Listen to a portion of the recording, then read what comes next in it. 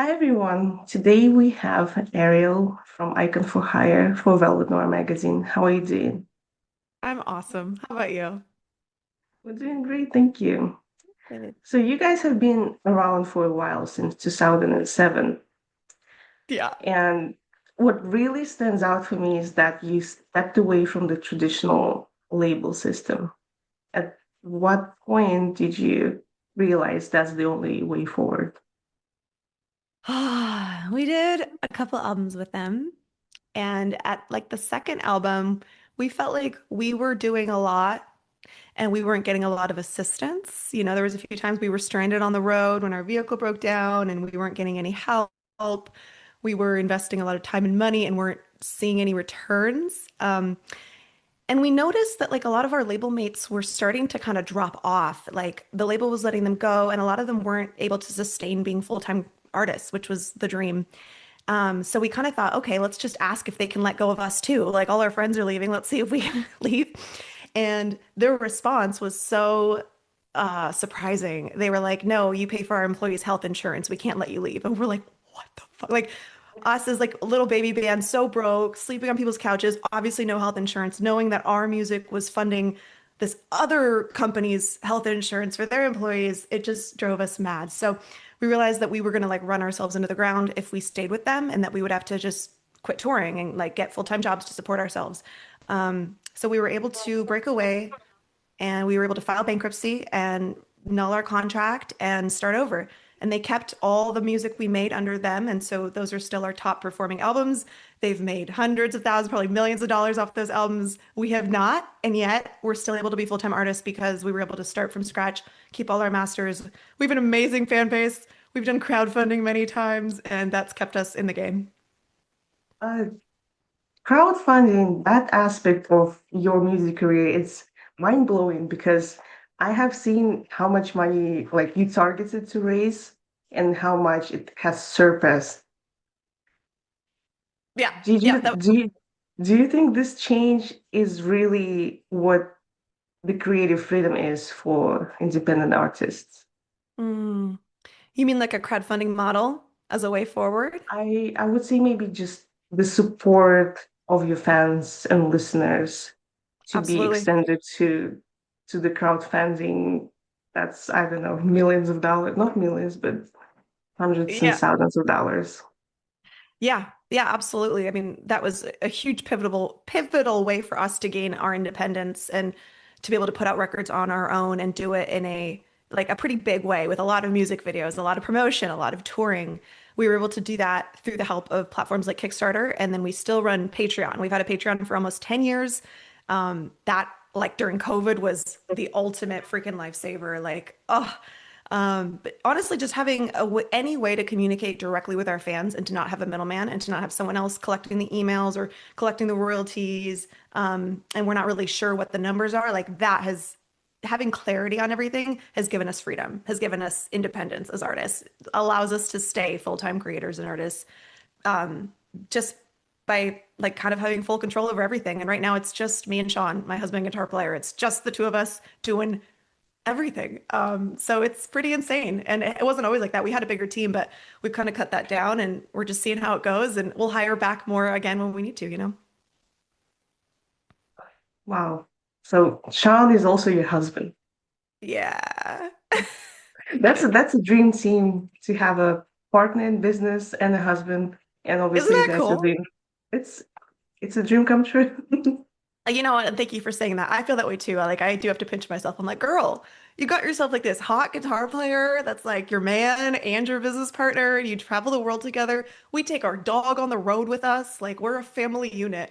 And that comes with its own challenges. Like it's maddening sometimes, but a lot of times it's really cool. And if you were to look at your early work, comparing something to like The Reckoning, the sound of The Reckoning is more electronic, but it's still aggressive. Do you go into the album and you have this idea how it should sound, or does it just evolve as you work? I have no idea. It just freaking happens. We can go in with our intentions and we can say like, we're going for this, but it's always just like a big experiment every time. I'd say musically, I don't care as much about this, like the rock versus the electronics versus like even the catchiness. Sean, like that's his forte. He brings that. I just want to write my songs. I just care about the lyrics. I just care about the artistic expression and whatever kind of packaging that ends up in, I'm gonna love it. It's my voice on it. Like it's full of our creative influence and collaboration, but I don't think we have figured out how to actually like conceive of this like album and then execute it exactly. It's more like we find out together what it's going to sound like, and then we're like, cool, it sounds like that. Okay. Well, that follows my next question because Okay. you never really stayed in one lane. There's pop, there's rock, there's hip hop elements all mixed in. Yeah. Has that ever made it difficult to place you in a specific genre and playlists as well? Yeah, Yeah. for sure. I mean, we've heard that many times, like bands that don't know if they want to tour with us because they don't know if like our genre will match their genre. Because like we're trying to be a little disruptive and annoying on purpose. We're trying to mix stuff because we want to. We're trying to like take combinations like this would be cool. Let's mix, we're not trying to make it this straightforward one note thing, but it would probably be a little easier. We could probably explain ourselves better. People would understand what we're doing better if it was more just like straightforward. So we're trying to do the opposite of straightforward. Like we're trying to fuck things up, because it's fun for us to do it that way. And there was a specific incident, or not incident, just like a moment in time where like a radio placement company, like a radio services company, was going to help us and going to like pitch us for radio play. And they ended up circling back and saying, like, we don't know what to do with you. We don't know where to put you. And that's not just unique to us. That happens to a lot of bands who are trying to like make their own way. A lot of times, if you don't fit the preconceived industry little boxes, it's hard. You have to kind of like tell them where to put you because you're not making it easy for them. They don't know where to place you, so they don't place you anywhere, and then you got to like make your own opportunities from scratch. So yeah, it's like a double-edged sword. But isn't it the purpose of being the creative, the artist? You're not supposed to fit into a specific box. Thank you. Absolutely. Of course. And as the artist, I see that, but the people in the industry, they're not thinking that way. They're approaching it differently. They're approaching it from a business mindset. They're about the Right. numbers, aka the money. The money is what rules the industry. People go where the money goes.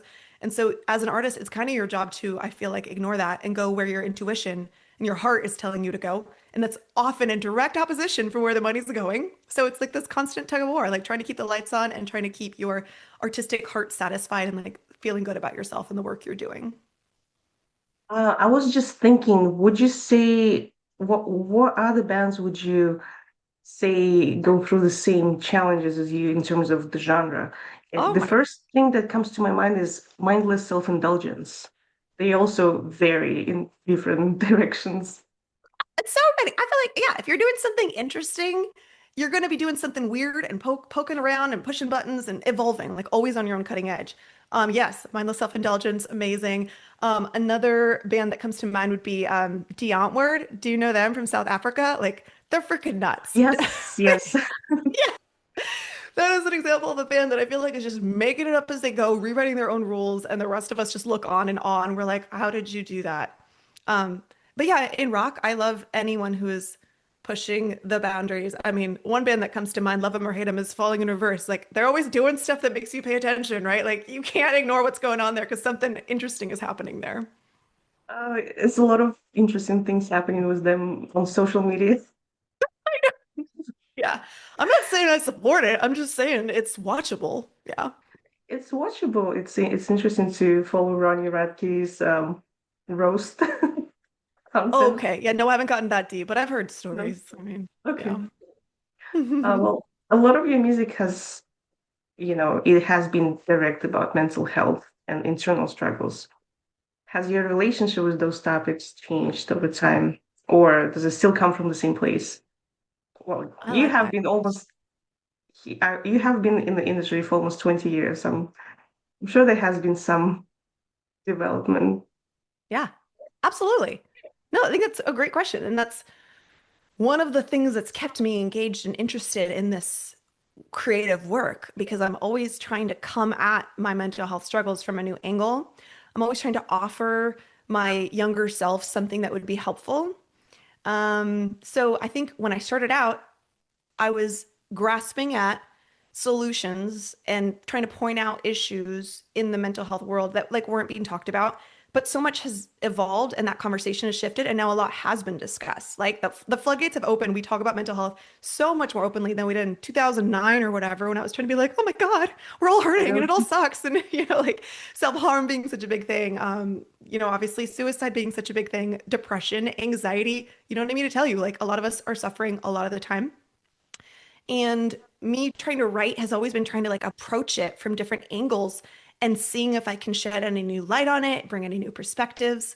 And thankfully, yes, I have grown and developed as a person in the last 20 years. Like, hell yeah. Like, I've done therapy, I've done different modalities, I've tried different things that have calmed me down. Praise be. I'm so grateful. I'm not as unstable as I used to be. So I'm going to write differently. Um, and so yeah, like I found so much relief through meditation, which 15 years ago I misunderstood meditation and I wouldn't have enjoyed it. I wouldn't have connected with it. So it's almost like different, things work for you depending on where you're at in your journey. And so it's possible that different albums are going to speak to people through different directions, and the new stuff is relevant to me, but it might not connect with you. But maybe the stuff I did 3 albums back does. So there's something here for everybody. I think it also helps that the world itself has brought the light on the aspect of mental health. Because back in 2009 and 2007, I don't think it even existed, the term mental health. Everybody was just silently suffering in their bedrooms. You're exactly right. Yeah. And now we have a little bit of language for it. We have a little bit of conversation for it. Even the therapy journey, 20 years ago, people were not seeing therapists as often. I wish that was more affordable. I wish insurance covered it. I wish it was available to more of us. But yes, things have definitely shifted. It's become less stigmatized. But I also think that can be a bit of an illusion because it's not like we're feeling better or happier. I think we're just talking about it more and We understand it maybe more. we're what? We understand it more, like what's going on with us. Right. Maybe we understand it, but do we have the tools and awareness to like evolve it and to heal and to feel better and to have a better day-to-day experience? I'm not seeing that. I'm seeing social media making us really insecure or competitive or just like not sleeping well and consuming our lives, being obsessive. So I don't know if we're collectively happier. I don't think so. I feel like the world's pretty harsh and it's pretty messed up right now, and it has been. And so I don't know if having the tools to talk about it, that's great, but like step two needs to be some forward movement, not just a conversation, right? I think we'll it's coping with it better, maybe. Mm. But social media has also added a huge toll on everybody. Yeah, and some people, them following like a inspirational person or a psychologist or someone like that is their mental health regulation journey. Like that's how they feel grounded is just through the people that they follow, and that's the only place maybe they're getting some insights or some relief. And I would encourage people to maybe broaden that scope and there's great books you can read. Power of Now by Eckhart Tolle is one of those. I mean, there's resources, free resources that you can tap into that do provide some freaking relief for the struggle. And you have been very active on social media. I mean, the TikTok account and Instagram. Do you yourself try to maybe navigate your followers towards understanding the mental health and just trying to be Hmm. happier, I want to say? I sure have. Yep. I used to have a podcast and I would Mhm. talk about things pretty directly and openly on there. And I've also written a book called Turn Your Pain into Art. And I'd say those are some of my more like explicit offerings where I kind of share my own journey and share what's worked for me. But all those things I did a number of years ago. And so I've changed and evolved since then. So I do feel like there is some little breadcrumbs I try to leave in my music, and I really want our live shows to be a place of connection and vibrancy and inspiration. I want people to leave being really charged up and feeling connected to themselves. So I think that's another way to connect with people. We have a really cool Patreon community. We do live streams, and the nature of that is really just like good vibes, like love and care and encouragement. We're all looking out for each other. So those are some ways I'm trying to contribute. But as far as speaking really clearly and openly about mental health on something like TikTok, I don't know. I feel like that would just open us up to misunderstanding and I haven't figured that out yet, you know? Well, that's that's an amazing aspect that you have such a great community and you create the sense of community for those in need, like the Patreon on your lives. Not Yeah. everybody does that as an artist, so I'm happy you do.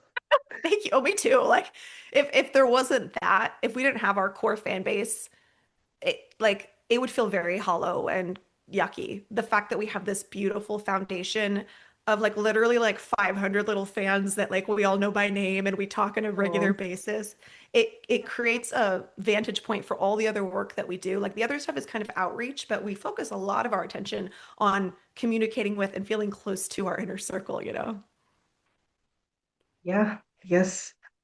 Well, when it comes to the performance of the songs and being vulnerable, do you usually, it's probably hard to say, do you don't let it consume you, but given your songs are very emotional and focus on things like mental health, how do you generally balance? Yeah, I think you're saying like, how do I not get swept away in the themes of our songs and like Yes, feel them every when you're time? performing. Yeah. Yeah. Sometimes it's nice to feel connected to them. There's been times where I've felt unconnected to the songs and I feel like I'm just performing and I'm like, oh, this doesn't feel good. Like, so there's a really nice sweet spot. But something that has really helped me throughout the years is this line that is popular in like the writing community that says, write from your scars, not from your wounds. So that essentially means if I'm creating and working with an emotion, it needs to be loved and healed and accepted enough for me to want to share it and expose that to the world, which means it's not like a gaping wound. It's not like I'm so vulnerable and like in the middle of the pain and then I'm going to write that song and release it the next day and then be playing it live. There's a long process. From writing about it, I've been journaling about it. I've been noodling on it internally and then it kind of comes out naturally through an art piece, through a song. And then in the studio, I'm healing as I sing it and I'm seeing it through a different angle because now I'm the observer of my situation instead of just the person inside the situation. And then by the time it's out in the world 6 months later, it's it's its own living thing. And it sometimes I don't even remember where it came from in here. So all that protects me when I'm on stage. By the time I'm singing it live, like it's taken on a life of its own, and I'm not singing from this bleeding, gaping hole that I might have been bringing to it as I wrote it, you know? Yeah, yeah, I see what you mean. It's quite easy to be emotional on the stage and connect to the wounds you used to write about. Yeah. Um, but I did want to ask you, what is the demographics of your fans and people who go to your shows? Is it mostly early 20s young adults or maybe teenagers who are still trying to figure things out and understand what they're feeling, or it's also a mix of a more mature audience? Yeah, that's interesting. I do feel a lot of us have sort of grown up together. There's been a lot of people that have come to the shows, starting at like 15, now they're 35. People have brought their kids to shows. Like they met at our shows, they reproduced, now it's a family affair. Yeah, I think we still might skew a little younger. We still get quite a few like 15-year-olds. We always try to play all ages venues for that reason. Like we don't Mhm. like it when clubs are like 18 and up or 21 up because we're like that excludes a good portion of our audience. Um, but yeah, doing it for 20 years, I imagine that our audience will just age with us. I hope they age with us. I hope we're in our 50s and 60s still doing this. That would be like best case scenario. That sounds awesome, you know? So we'll see what this new music reaches and what kind of people come to the new shows. I'd be curious to find out myself. Oh, you have a big show coming up for Louder Than Life. Yes. You must be so excited. How does it feel to be part of the specifically women in rock lineup? It feels like an honor. It feels really nice to be included. Like being an independent band, we often are on the sidelines of the industry and we're often over here making our own little noise, doing our own thing, and not getting to participate in such a visible manner. This feels like a huge honor to get to be in the middle of this lineup for this giant stage, for this giant festival.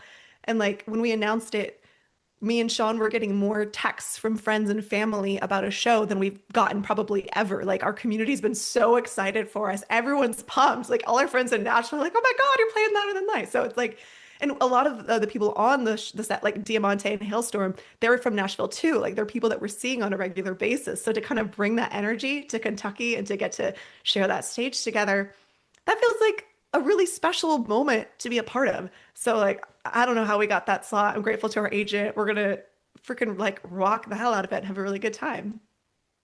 Well, you have shared the stage with the Hailstrom and in the moment before, in this moment.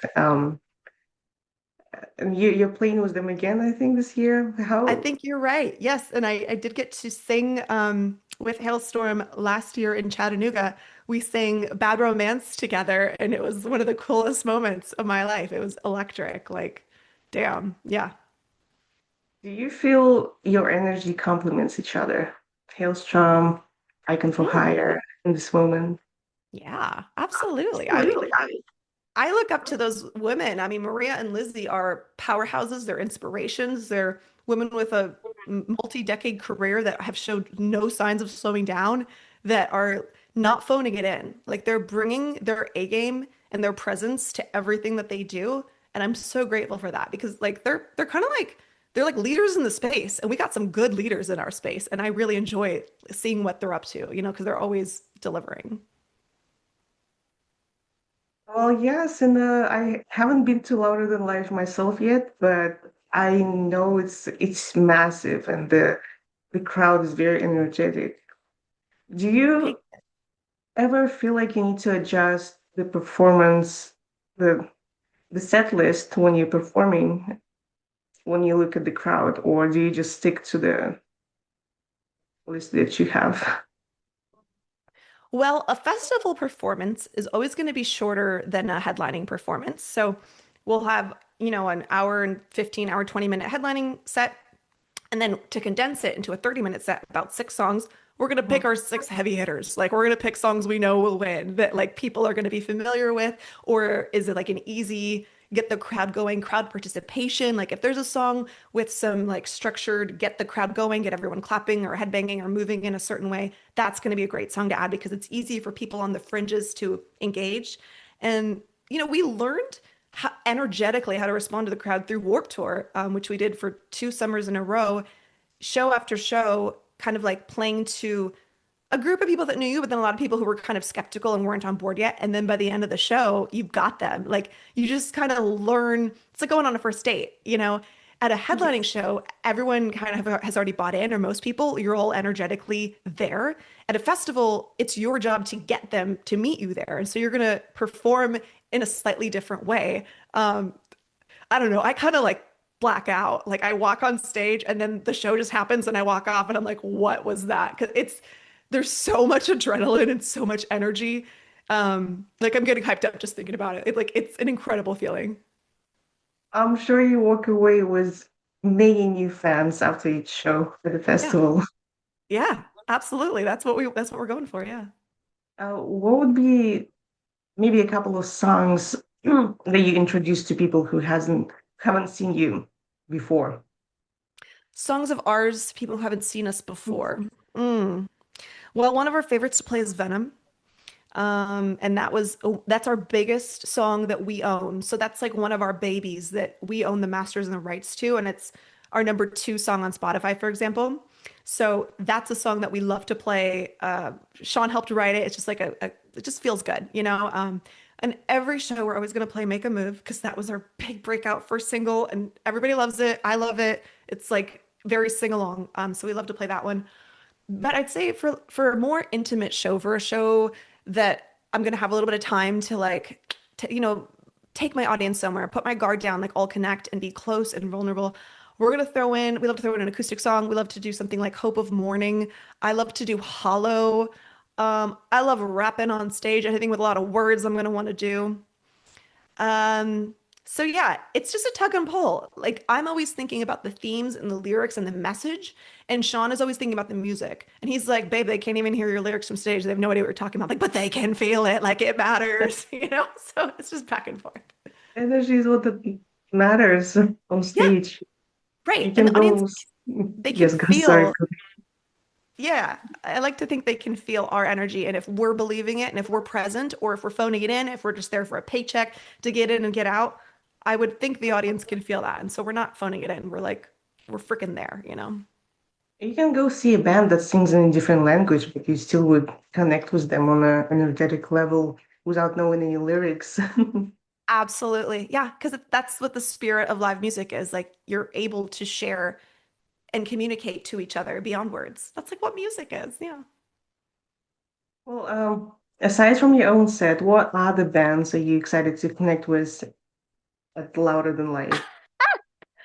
Way more than I'm gonna get to. Our friends POD are playing. They always put on a great show. We love them. Papa Roach is performing. Same thing. Great. Always puts on a great show.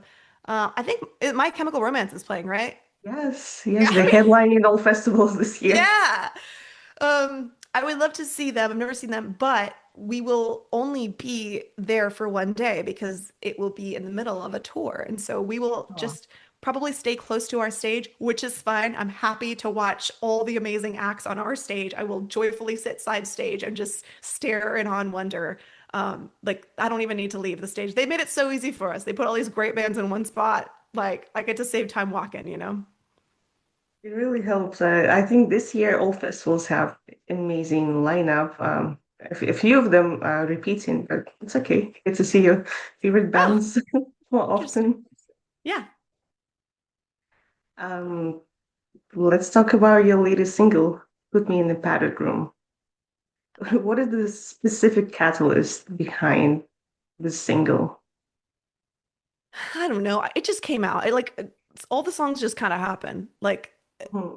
So it's not like there was a preconceived, this is what it's going to be. But to me, the spirit of that song is longing for a safe room, a place to escape, a place to turn the world off, a place where the rules don't apply, a place of sanity. And I'm speaking especially to like the modern tired woman who is tired of taking care of everyone in her life. Like I have friends who have kids and they can't shut the door. You know, they can't pee with the door shut. They get no moments to themselves. They get no privacy. Like I'm child free and here in this room I get to spend hours writing and noodling and journaling and expressing myself. Like I have this huge relationship with my creativity because I have uninterrupted time. But I see a lot of people, whether you have kids or not, don't have access. They don't have a place. They don't have an external place like a room, and they don't have an internal place where they can go and be safe and create. And I mourn that. Like, I think that would be really powerful and beneficial for a lot of us to have a landing zone. So I think that's the song came from that desire and wanting to spread awareness like, yo, go be by yourself for a minute, whether it's in nature or an actual room, go carve out some time and connect with yourself because there's gold there for you. Wow, that's a very deep topic, and I agree on many aspects of that. Child free myself. I, Nice. Congrats. yes, thanks. I see a lot of women being consumed by their families, their jobs, and the chores. I think the modern world is not designed for female benefits at all. Absolutely. Just being the caretaker of the home, just being the one who puts the meals on the table or raises a family or cares for a partner, all that is all consuming.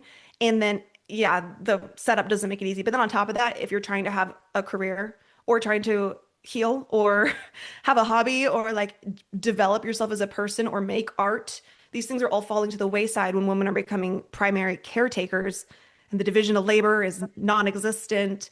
And I don't know that I wish there was a way to have it all, but I don't. I'm gonna pick art for now as long as I can. Yes, me too. Yeah, nice. Do you feel like, well, this song specifically is about females out there who's struggling with juggling everything, but how do you maintain your own privacy and other songs with other topics?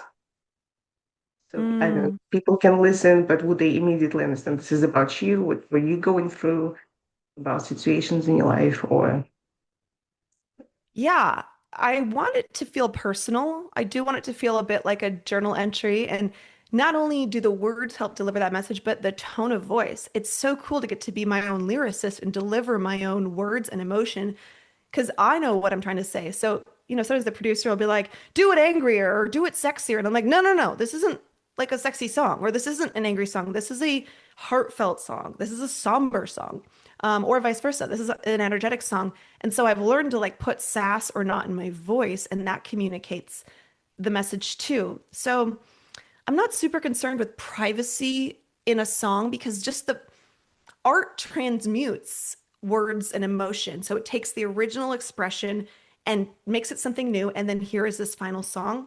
And this process here is self-protective. It will protect you from oversharing. If you say something in an artistic way, you have an out. You can always be like, oh, it was about this. Or like you can always make it have a different lens and you can keep as much to yourself as you want. Someone can ask you what that was about and you don't have to tell them. Even if it was about something really personal, you can say it's just about pain, right?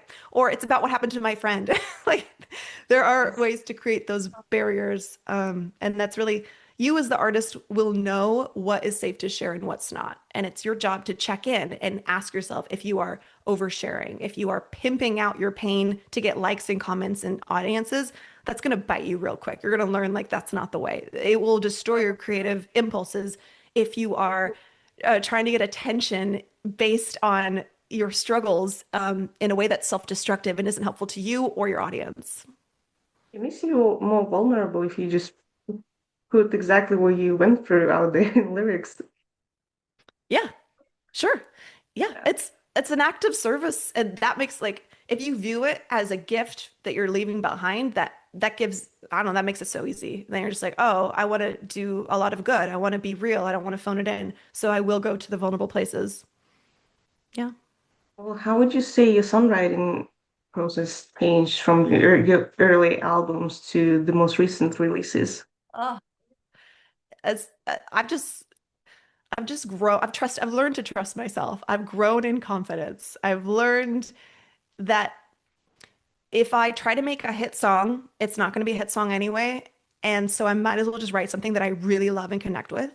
And thankfully, our writing process is a two-step thing. So I can get super vulnerable in a song and I can make a demo of it and I can flesh the idea out. And then Sean will hear it and he will kind of help me make it more palatable, make it more relatable, and help me take out. He'll ask me to take out parts that are too weird, essentially. So what that means is I have so much safety built up in my songwriting. I write so many songs. I write songs all the time, and only what 1% are ever going to be heard, are ever going to end up on Spotify. So I feel free to express myself pretty openly in that 100%. And then by the time it reaches the world, like it's something else entirely. And so I guess I don't know if that answers your question, but I've evolved as someone who feels really safe to explore and go to lots of different places because there's no specific end goal. It doesn't have to be a product. It can just be what it is on its own. More personal development than technical. Yeah, well said. I Yeah. should have just said that. Yeah. Uh, Um, you mentioned you have a next single coming up.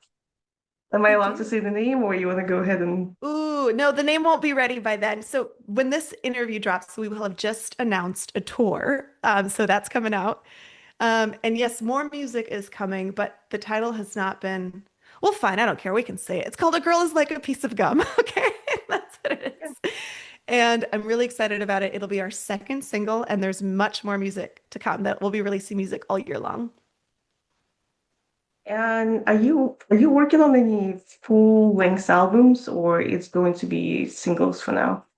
Mm, A lot of yeah, artists are leaning into singles right now, which is an interesting trend, but it gives fans more music, because albums take so much time. yeah, right. We've tried it different ways. We've kind of just focused on singles, but we always found people are always asking for an album. If you release a song, they're like, "Oh, is this an album? Is this going to be on the album? When's the album coming out? What's the album called?" So we have decided we prefer to have an album kind of as a end goal in mind. And so yes, these songs are going to be accumulating towards an album, which will be out later this year. If you were to look back at your career, what one practical advice would you give yourself? as a female artist who was just starting out? Mm, I would just like sit myself down and be like, baby girl, you're amazing. And don't look for validation in anyone else. And you've got this. And you're going to do big things, but it's going to take for freaking ever. And life is long. So you've got plenty of chances. You're going to get to try at this. You're going to get to make 7+ albums. So the first album doesn't have to be the thing. Um, eh, like once you have that like inner knowing of your own worth and value and you're able to like benefit from that, you're not looking outwards for that validation from someone else, and that saves a lot of energy. Um, I think I would tell myself to relax a little bit. I was pretty stressed. I'm still kind of stressed. Like it's been a pretty uptight journey, a lot of like, oh, and it's taken longer than I thought. I thought it would be easier. I thought I would be richer. I thought I would be famouser at like 20. And so having gone this much more slower organic path has actually been a surprise, like awesome freaking life hack. Like being a mid-level artist is the greatest kept secret in the world. It's better than being rich and famous. Like you have complete anonymity and sovereignty and you can make choices that you want. So I think I would kind of try to just take a little bit of the angst out of sweet little 18-year-old Ariel who thought she had to take over the world and save everybody and like be this giant thing. I didn't have to be a giant thing to experience my own inner power. I think certain things take more time just for you to experience life on a deeper level and connect with more people. Yeah. It's not, point A to point B, straightforward line. It's going to be ups and downs, back and forth. Right. But in the end, you have a beautiful experience and result. Oh, absolutely. So, the old people always tell us that the joy is in the journey. And when we're young, we're like, what? No, no, no. You're just saying that because you already Yes. got the stuff. So trying to be present in the moment and be like, this is actually really cool. I love not having to go to an office. I love not having to wake up early if I don't want to. I love being able to be expressive and live on my own terms. Those things are really valuable. Yeah. Well, after, what other plans are there for your band? Any major goals, projects that you're working on after the festival season wraps up? Yes, yes. So we just announced, when by the time this video drops, we will have just announced our 15-year anniversary tour for our first album, Scripted. And so we are going to be revisiting that album, which was a big moment in our lives, our introduction to the world, people's introduction to our band. And we're playing 35, 36 shows across the US and Canada, I believe. So that's huge. Like that'll take the rest of the year. But also we have something called Camp Icon, which will be happening in June here in Nashville. Every year we get together with a small group of fans and do like a camp for a weekend, and we like hang out. We play acoustic shows, and we play games, and there's karaoke, and we eat meals together, and we sew together. Like it's just this wholesome Icon Army meetup. And this will be our fourth year doing that. So that'll be something to look forward to. I actually saw Camp Icon tickets on your website, and I thought, what is this about? But I that's know. so cool. It's so Any cool. We just any made it up. ages any ages allowed? I mean, what is the youngest? The youngest we've had is a little like 3-year-old girl named Tegan. She Oh, comes every year with her mama. So I wouldn't encourage like a 12-year-old to come on their own, but mhm. if you come with a legal guardian, you should be good. That's great. Maybe this is my plans for the next summer or this Do summer. I don't it. know. Yes, girl, we'll take you. We'd love that. Are you coming to Florida by any chance? Was the 15-year anniversary tour? Yes, let me check. We're coming to like many Florida shows. We got Destin, Orlando, and Tampa. Are you close to any of those? All 4 hours away, but I have been traveling even to Texas for sure. So, Okay. Well, yes. Come on oh, out. We'd love to I'll have see you. you in Tampa. I'll definitely see you in Tampa. I'll put it in my calendar Okay, once the good. dates drop. I have one last question for you.